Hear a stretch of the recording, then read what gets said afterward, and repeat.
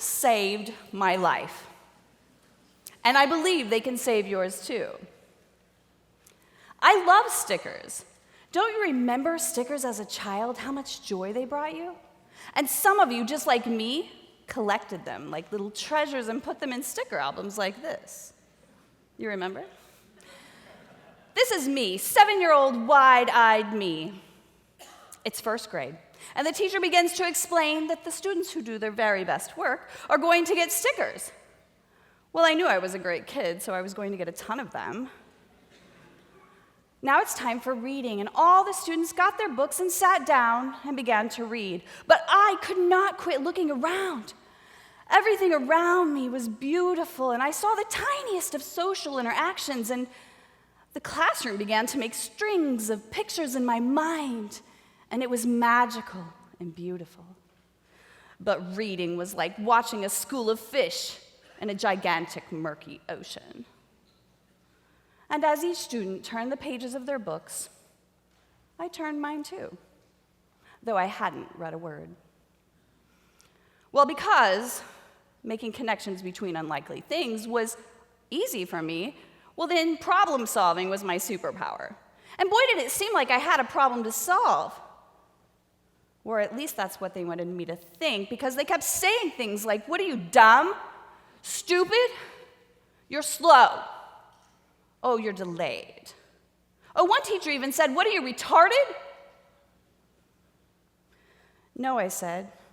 "I don't even know what that word means, but it makes me feel so sad." And what I know is that people will forget what you said, and people will forget what you did, but people will absolutely never forget how you make them feel.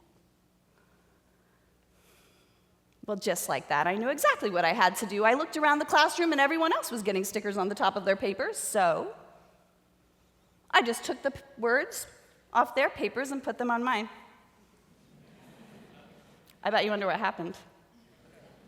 Well, guess what? I got a sticker, and it said, "Keep up the good work," so I did. Problem solved.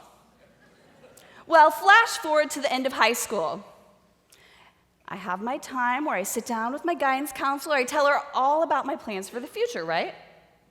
Well, I had my speech planned, and I was going to tell her all my plans for college and everything I wanted to do to make the world a better place. And before I could even get a word out, she said, "Holly, be realistic. You're not college material. I know, perhaps you could learn to cut hair or something." I didn't want to learn to cut hair. That wasn't the type of art I wanted to make. But my mom and dad said I could do anything I put my mind to, and I believed them. And I went on to college, and I graduated on the dean's list with honors and awards, and I bet you'd love to hear all the stories how I did that. Oh, I'm sorry, it looks like I'm running out of time, but yes, I was on a mission to change the world. And I started my own classroom, and I was going to teach the art of life, but I was going to teach art. And though I don't sculpt, I shape lives. I don't paint portraits, but I help people see themselves. And I don't write poetry, but I sing songs, and I make songs out of sad stories, and I'm not your typical artist, I'm not your typical anything. And I know that it's not typical to want to work with young criminals. That's exactly what I wanted to do. And as I sat holding my sticker book, I thought I'll bring two things to this class: hope and stickers. And I'll call this class "Don't Label Me," because these kids like me didn't get the good stickers. They got the labels. And wanting to ease them in slowly, I started stickering their house arrest bands with "You Are Beautiful" stickers, because that sounded like a good idea, They fit just perfectly. I thought it was so smart, right? And they were like, "Man, she cool. She real cool."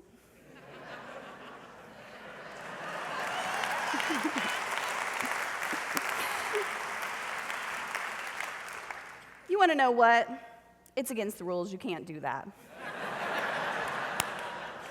All right, rules. Who wrote these rules anyways, right? Rules hadn't really meant much to me. So, rules that take children who have everything in the whole wide world against them, and we toss them in maximum security prisons, that is a crime. And I get fired up about it.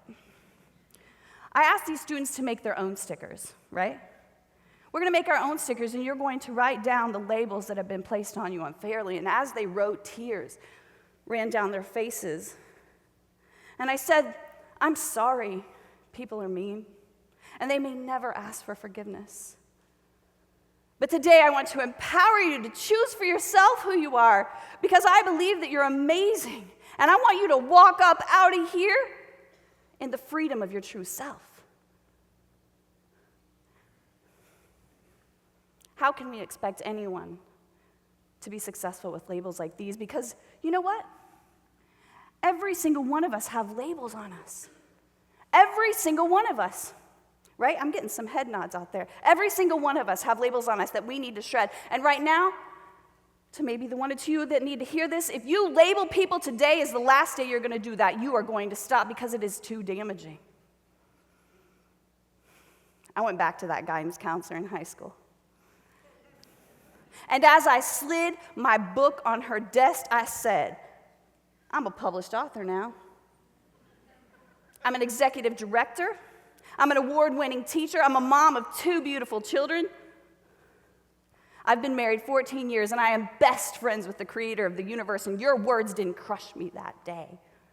But I'm sure you've crushed a few, right? No, she didn't crush me. I am that world changer. I am an illiterate rabble-rouser, and I tell my students they can do absolutely anything, and they believe me. 2 former students of mine, once labeled criminals, now proudly call themselves graduates. And that's what's up. Let's give them a round of applause.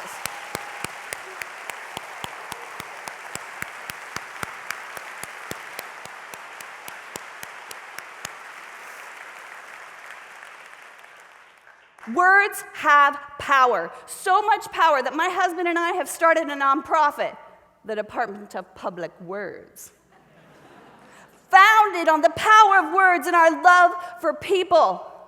And I will ask you today, what labels are holding you back? Will you be brave? Will you write them down? Will you forgive? Will you choose for yourself who you are? Because the world needs you to be that. Because I know that you're valuable, and you're gifted, and you're talented, and I love you. And you are beautiful. Stand with me. I have a tradition at the end of any talk or workshop. I'm not kidding. Get up. Get up. I have a tradition at the end of any talk that I give. We are going to say these 3 words together. I put this installation up 7 years ago, and it changes people's lives. Words have power. I'm going to count to 3. And with your whole heart, I don't want anybody to hold back. I want you to feel it. Say, you are beautiful with me when I count to 3. You ready? You ready? Yes. 1, 2, 3. You are beautiful. Thank you.